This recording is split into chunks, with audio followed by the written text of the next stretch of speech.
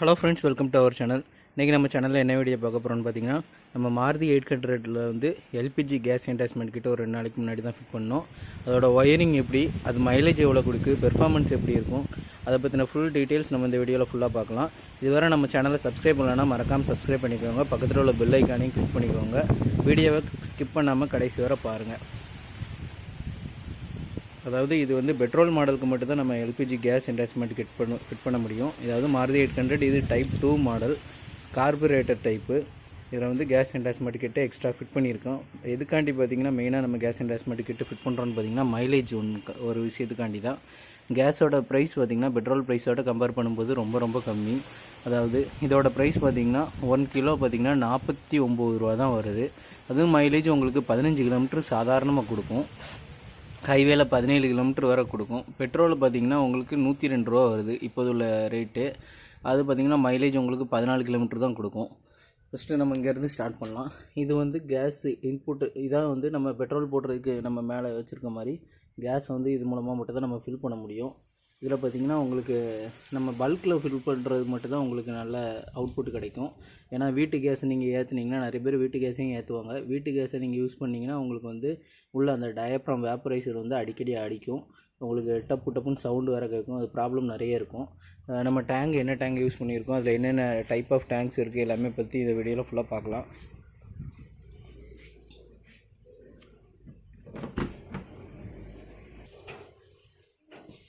நம்ம வண்டியில் பார்த்திங்கன்னா ரவுண்ட் டைப் டேங்கு நம்ம ஃபிட் பண்ணியிருக்கோம். அதாவது ஸ்டெப்னி டேங்க், இது ஸ்டெப்னி டேங்குன்னு சொல்லுவாங்க. அதாவது ஸ்டெப்னி இருக்கக்கூடிய இடத்துல இந்த டேங்கு ஈஸியாக நம்மளுக்கு ஃபிட் ஆயிரும். இதனால் நம்மளுக்கு என்ன அட்வான்டேஜ்னு பார்த்திங்கன்னா, நம்மளுக்கு வந்து எக்ஸ்ட்ரா டிக்கியில் வந்து ஸ்பேஸ் அதிகமாகவே கிடைக்கும். நம்ம என்னென்ன ஸ்டோர் பண்ணி கொண்டு போகணுமோ ட்ராவல் பண்ணும்போது அந்த ஜாமான்லாம் நம்ம ஈஸியாக அந்த ஸ்டெப்னி இதுக்குள்ளேயே டிக்கிக்குள்ளேயே வச்சுக்கலாம். அதுக்காண்டி தான் இந்த கிட்டை வந்து நான் சூஸ் பண்ணியிருக்கேன்.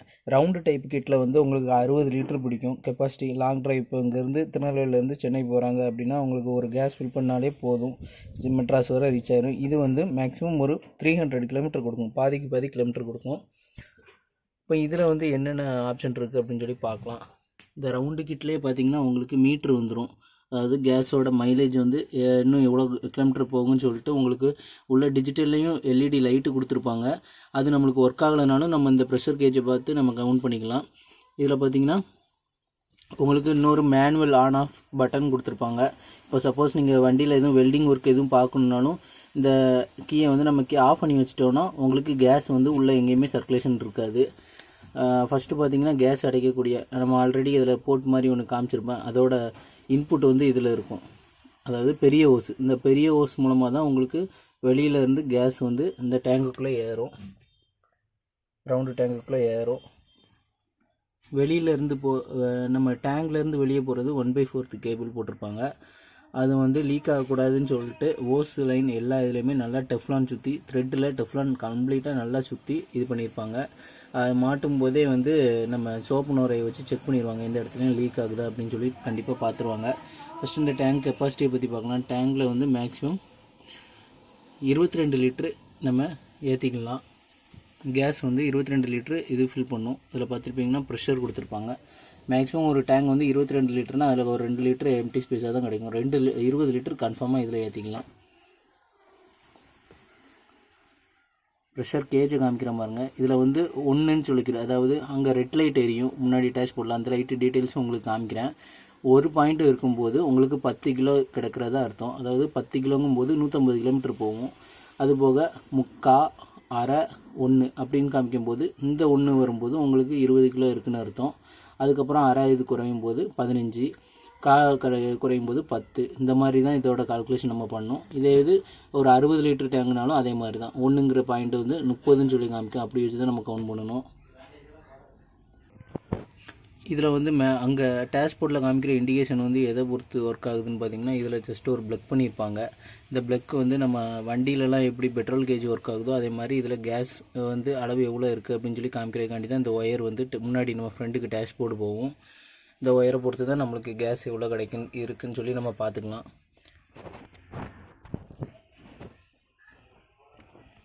இதுவும் நெகட்டிவ் ரெசிஸ்டன்ஸ் பேஸ் பண்ணி ஒர்க் ஆகக்கூடிய ஒரு மெத்தட் தான். அதாவது இதில் பாசிட்டிவ் சப்ளை எதுவுமே வராது. ஜஸ்ட்டு எர்த்து தான் அவுட் ஆகும். எவ்வளோ எர்த்து வந்து நல்லா ஸ்ட்ராங்காக கிடச்சிதுன்னா உங்களுக்கு ஃபுல் பாயிண்டில் கேஸ் இருக்குது அப்படின்னு சொல்லி அர்த்தம். எர்த்து லோவாக கிடச்சிதுன்னா உங்களுக்கு கேஸோட லெவல் கம்மியாயிட்டு அப்படின்னு சொல்லி அர்த்தம். கேஸ் டேங்க் பக்கத்துலேயே ஒரு சொலினாய்டு உண்டு. அந்த சொலினாய்டை வந்து நம்ம இதில் டம்மி பண்ணி விட்டுட்டோம். அந்த சொலினாய்டு எதுக்காண்டினா நம்ம இக்னிஷன் ஆன் பண்ண உடனே அந்த சொலினாய்டு கேஸில் இருக்கும்போது ஆன் ஆகும். அதே மாதிரி ஃப்ரண்ட்லேயும் இன்ஜின் பக்கமும் ஒரு சொலினாய்டு உண்டு. 2 சொலினாய்டு ஆன் ஆக மட்டும் தான் உங்களுக்கு கேஸ் சர்க்குலேஷன் கார்பரேட்டர் வழியாக உள்ளே போகும். இந்த கேஸ் பைப்பு பார்த்திங்கன்னா ஆட்டோமொபைல் ஸ்டோர் எல்லா கடையிலையும் கிடைக்கும். இது வந்து காப்பர் டியூப்பு எதுக்காண்டி யூஸ் பண்ணுறோன்னு பார்த்திங்கன்னா இது வந்து ஈஸியாக நம்மளுக்கு எதுவும் ஃபயர் ஆனாலும் இது அவ்வளோ சீக்கிரத்தில் டேமேஜ் ஆகாது. வளையக்கூடியது, ஈஸியாக ஃப்ளெக்சிபிளாக நம்ம எங்கே கொண்டு போகணுமோ கொண்டு போய்க்கலாம். லைஃப் லாங் இருக்கும். அதே மாதிரி இந்த கேஸ் டேங்கோட லைஃப் பார்த்திங்கன்னா 15 வருஷம் தான் லைஃபு. நீங்கள் எவ்வளோ ரூபாய்க்கு நீங்கள் கேஸ் டேங்க் போட்டிங்கனாலும் 15 வருஷத்துக்கு ஒரு வாட்டி மாற்றணும். இந்த கேஸ் என்டாச்மெண்ட் புக்லேயே பார்த்திங்கன்னா அந்த லைஃப் டைம் போட்டிருப்பாங்க. 15 years after change must gas tank. இப்போ வந்து நம்ம ஸ்டெப்னி கேஸ் டேங்க் வந்து ஆடாமல் இருக்கணும் அப்படின்னு சொல்லிட்டு ஒரு 12ஆம் நம்பர் லென்த்து போல்ட்டை போட்டு ஸ்டெப்னிலேருந்து நம்ம வண்டியோட சேஸ்க்கு வந்து போல்ட்டு போட்டு நல்லா டைட் பண்ணிக்கணும். அப்போ தான் வண்டி ஷேக் எதுவுமே இருக்காது. இது ஆல்ரெடி சொன்ன மாதிரி தான். இந்த போகிற டியூப் வந்து பார்த்திங்கன்னா உங்களுக்கு நம்ம கேஸ் பல்க்லேருந்து அடைக்கக்கூடியது. இந்த தண்டி டியூப்பு தான் உங்களுக்கு வந்து கேஸுக்கு இன்புட் கொடுக்கக்கூடியது, கேஸை வந்து ஏற்றக்கூடியது. 1/4 சின்ன டியூப் வந்து ப்ளஸ் அந்த கனெக்ஷன் டயக்ராம்ஸ் காமிச்சிடுவோம். மேனுவல் கேஸ் ப்ரெஷர் காமிக்கக்கூடிய மீட்டர்லேருந்து ஒரு கேஜி எடுத்துருப்பாங்க ஒரு லைனு. அந்த லைனும் நம்மளுக்கு இன்ஜின் டேஷ்போர்டுக்கு போகக்கூடிய லைனும் இந்த 2 இதுவும் பார்த்திங்கன்னா அது வழியாக போகும். கம்ப்ளீட்டாக டேக் அடித்து தான் நம்ம கொண்டு போகணும். பாடியில் எதுவுமே உரசக்கூடாது. அதேமாதிரி சைலன்சர் சைடும் நம்ம கேஸை வந்து கொண்டு போகக்கூடாது. தனியாக நம்ம பெட்ரோல் டியூப்பை ஒட்டியே தான் கொண்டு போகணும். அதான் சேஃப்டியும் கூட. பார்த்திங்கன்னா பின்னாடியிலேருந்து ஃப்ரெண்டுக்கு அழகாக டேக் போட்டு பெட்ரோல் டியூப்பை ஒட்டியே தான் நம்ம கொண்டு போகணும்.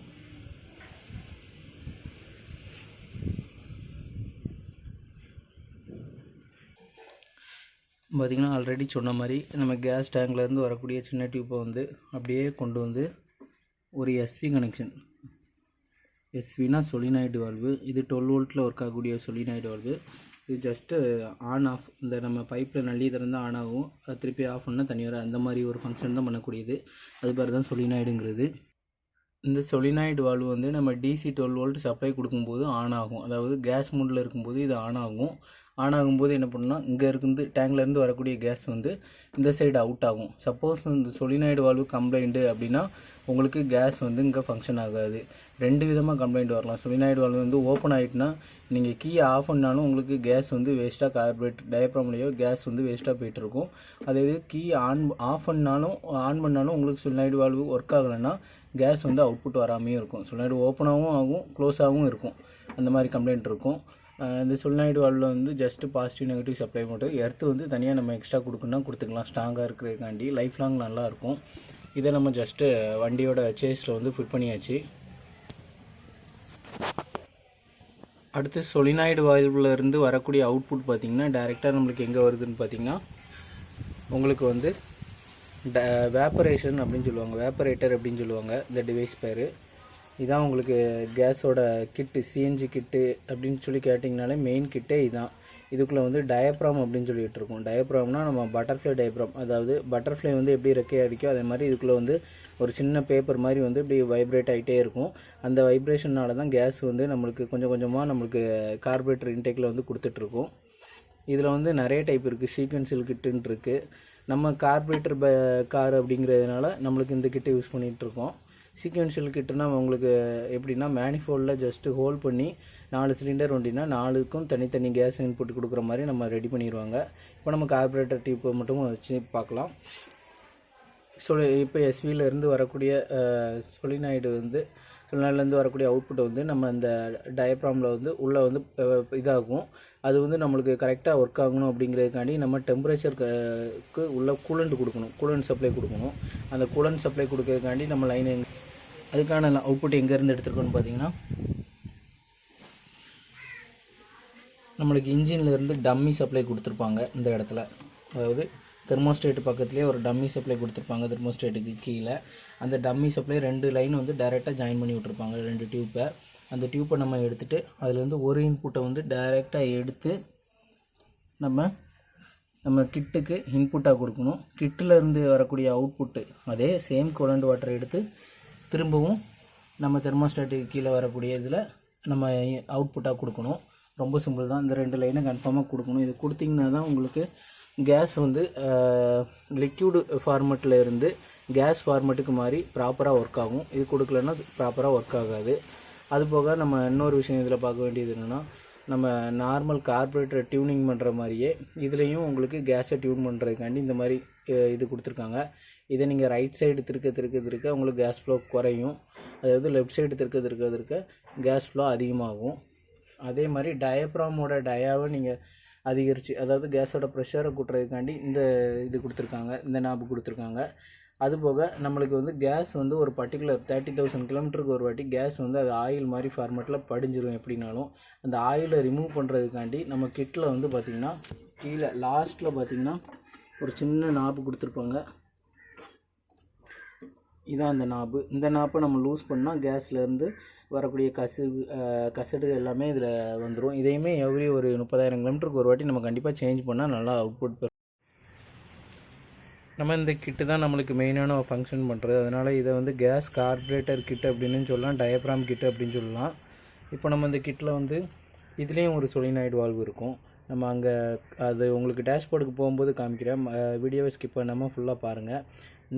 இந்த சொலினாய்டு வால்வும் சேம் ஃபங்க்ஷன் அட் அ டைமில் சேமாக ஆன் ஆகும்போது மட்டும்தான் இந்த கேஸோட அவுட்புட் வந்து உங்களுக்கு உள்ளே போகும்.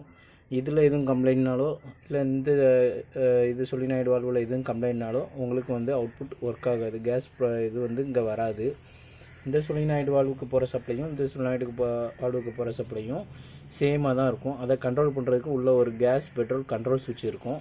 இவ்வளோ தான் இது. இந்த சுவிட்சை வந்து இந்த இதுலேருந்து வரக்கூடிய அவுட்புட்டை வந்து நம்ம டைரெக்டாக கார்பரேட்டரில் ஒரு ஹோல் போட்டு, ஏர் ஃபில்டரில் ஒரு ஹோல் போட்டு கார்பரேட்டருக்கு நம்ம இன்புட்டாக கொடுத்தா போதும். நம்மளுடைய கேஸ் ஃபங்க்ஷன் ப்ராப்பராக ஒர்க் ஆகும். அடுத்து வந்து நம்ம பார்க்கக்கூடியது வந்து இதுக்கான ஒயரிங் உள்ளே வந்து எப்படி கொடுத்துருக்காங்க அப்படின்னு சொல்லி நான் உங்களுக்கு எனக்கு புரிஞ்ச லெவலுக்கு நான் உங்களுக்கு சொல்கிறேன், நீங்கள் அண்டர்ஸ்டாண்ட் பண்ணிக்கோங்க. இப்போ வண்டி வந்து பெட்ரோலில் ஓடணும் அப்படின்னா டைரெக்டாக வந்து பெட்ரோல் ஃபில்டர்லேருந்து இங்கே வரும், நம்மளுக்கு இன்ஜினுக்குள்ளே சர்க்குலேஷன் வரும். திருப்பி அதுக்கப்புறமா நான் இது வண்டிக்கு எக்ஸ்ட்ரா பெட்ரோல் ஃபில்டர்னு ஒன்று போட்டிருக்கேன். பெட்ரோல் ஃபில்டர்லேருந்து நம்ம ஒரு அவுட்புட்டை எடுத்து நம்ம பெட்ரோல் சொலினாய்டு அப்படின்னு சொல்லி நம்ம ஆட்டோமொபைல் ஸ்டோர் எல்லாத்துலேயுமே இருக்கும். எல்லா ஸ்பேருமே நம்மளுக்கு ஆட்டோமொபைல் இதில் கேட்டிங்கன்னா கிடைக்கும். பெட்ரோல் சொலினாய்டுக்கு சப்ளை போனால் மட்டும்தான் பெட்ரோல் உள்ள சொலினாய்டுலேருந்து அவுட்புட் வந்து கார்பரேட்டருக்கு போகும். அப்படி இல்லைன்னா நம்மளுக்கு பெட்ரோல் வந்து போகவே போகாது. இந்த petrol solenoid gas solenoid control பண்ணுறதுக்கு வந்து உள்ள ஒரு சுவிட்ச் இருக்குது, கண்ட்ரோல் சுவிட்ச் இருக்குது. அதை நம்ம அங்கே போய் பார்க்கலாம். உள்ளே வந்து பார்த்திங்கன்னா பெட்ரோல் சுவிட்சு, கேஸ் சுவிட்ச், அதை கண்ட்ரோல் பண்ணுறதுக்கு பெட்ரோல் டு கேஸ் சுவிட்ச் கண்ட்ரோலர் அப்படின்னு சொல்லிட்டு ஒரு தனியாகவே ஒரு டிவைஸ் வச்சுருக்காங்க. இதான் அந்த டிவைஸு.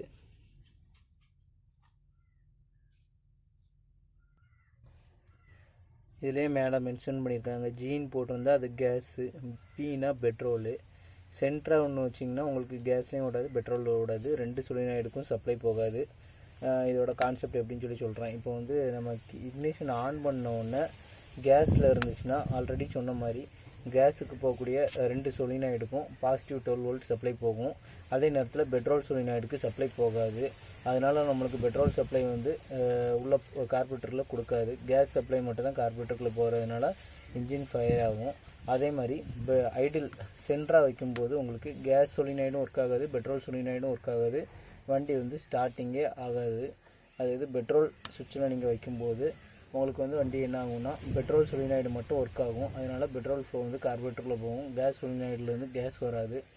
இதை வந்து கீழே வந்து சுவிட்சு ப்ளஸ் உங்களுக்கு வந்து எந்த ஒயர் எது கனெக்ஷன் கொடுக்கணும் அப்படின்னு சொல்லியும் இந்த சுவிட்சுக்கு மேலே மென்ஷன் பண்ணியிருப்பாங்க.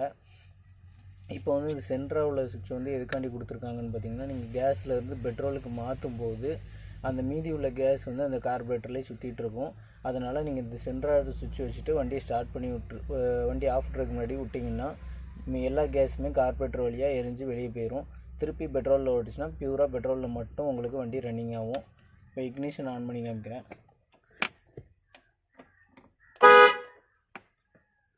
இப்போ வந்து வண்டி இக்னிஷன் ஆன் பண்ணியாச்சு. இப்போ இது வந்து பெட்ரோல் மோடில் இருக்குது. இப்போ பெட்ரோல் மோடில் இருக்கும்போது உங்களுக்கு ஆரஞ்சு கலர் லைட் எரியும். இது ஒவ்வொரு டிவைஸை பொறுத்து வேரி ஆகும். இது லொகோட்டோ. இதே மாதிரி கிட்டு நிறைய இருக்குது. சீக்வென்ஷியல் கிட்டு அப்படின்னு சொல்லுவாங்க. அந்த கிட்டு வந்து என்னென்னா வண்டி ஸ்டார்டிங் வந்து பெட்ரோலில் ஆகும். அதுக்கப்புறம் நம்ம ஒரு பர்டிகுலர் ஆர்பிஎம் வந்தோடனே ஆட்டோமேட்டிக்காக கேஸுக்கு சேஞ்ச் ஆயிரும். அதே மாதிரி வண்டியை ஆஃப் பண்ணும்போது உங்களுக்கு ஆட்டோமேட்டிக்காக பெட்ரோலுக்கு வந்து ஆஃப் ஆயிரும். அந்த மாதிரி கிட்டும் நம்மளுக்கு இருக்குது. கார்பரேட்டர் டைப்பில் அந்த கிட்டு நம்மளுக்கு ஃபிட் பண்ண முடியாது. இப்போ வந்து பெட்ரோலில் இருக்குது. பெட்ரோலில் வண்டியை ஸ்டார்ட் பண்ணி பார்க்கலாம்.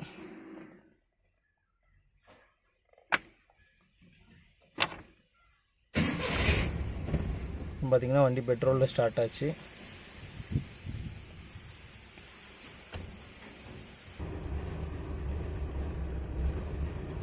இப்போ பார்த்திங்கன்னா வண்டி கேஸ்லேருந்து நம்ம சென்ட்ரல் சுவிட்ச் வச்சாச்சு. அதனால் ஆட்டோமேட்டிக்காக ஆஃப் ஆகிற வரை நம்ம வெயிட் பண்ணணும். எப்போவுமே இந்த மாதிரி தான் பண்ணணும். இப்போ வண்டியை வந்து கேஸ் மோட்டில் வச்சு நம்ம சேஞ்ச் பண்ணி பார்க்கலாம். ஸ்டார்ட் பண்ணி பார்க்கலாம். பிக்கப் வந்து கேஸுக்கும் பெட்ரோலுக்கும் ஒன்றும் பெரிய வித்தியாசம்லாம் இல்லை, நல்லாவே இருக்குது. கேஸ் மோட்டில் வச்சாச்சு. இப்போ இக்னிஷன் ஆன் பண்ணும். சவுண்டும் கேட்கும், சொல்லினாய்டு ஓப்பன் ஆகிற சவுண்டு. இக்னிஷன் ஆன் பண்ண உடனே உங்களுக்கு கேஸ் ஃப்ளோ போயிட்டே இருக்கும். அதனால் நீங்கள் வந்து டேரெக்டாக இக்னிஷன் ஆன் பண்ண உடனே கேஸில் ஸ்டார்ட் பண்ண ஆரம்பிச்சிடும். இதில் வந்து பெட்ரோல்னா ஸ்டார்டிங் பெட்ரோல் அப்படிலாம் எடுக்காது, கேஸ்லேயே டேரெக்டாக ஸ்டார்ட் ஆகும். பார்த்திங்கன்னா கேஸில் ஸ்டார்ட் ஆகிட்டு நம்ம எந்த சேஞ்சஸும் பண்ண வேண்டாம். கேஸில் அழகாக ஸ்டார்ட் பண்ணி அதுவே ஓடும்.